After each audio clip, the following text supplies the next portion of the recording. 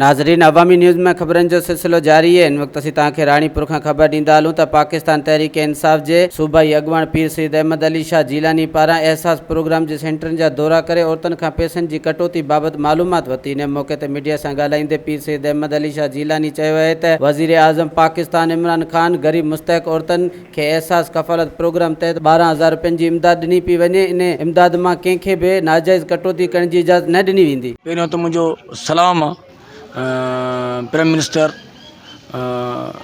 वज़ीर आज़म इमरान ख़ान साहब के जे हेॾो वॾो प्रोग्राम लॉन्च कयो आहे ऐं जेके मुस्तहक़ माण्हू आहिनि मुस्तहक़ उन्हनि खे हिन महिल रिलीफ थो मिले। पहिरियां 8 लख माण्हू हिन मां कढिया विया जेके 19 ग्रेड जा 20 ग्रेड जा 21 ग्रेड जा ऑफिसर हुया जेके पैसा इहे खाइनि पिया अल्हम्दुलिल्लाह। ऐं जेके बेनज़ीर इनकम सपोर्ट जा जेके हुया जेके मुस्तहक़ माण्हू उहे बि हेॾे एडजस्ट कया आहिनि। सो ॾाढो बहितरीनु जेको आहे सुमान प्रोग्राम लॉन्च कयो आहे, पैकेज लॉन्च कयो आहे। वधीक ख़बरनि ऐं तफ़सील जे लाइ विज़िट कयो असांजी वेबसाइट awamiNewsHD.com ऐं ॾिसंदा रहो अवामी न्यूज़।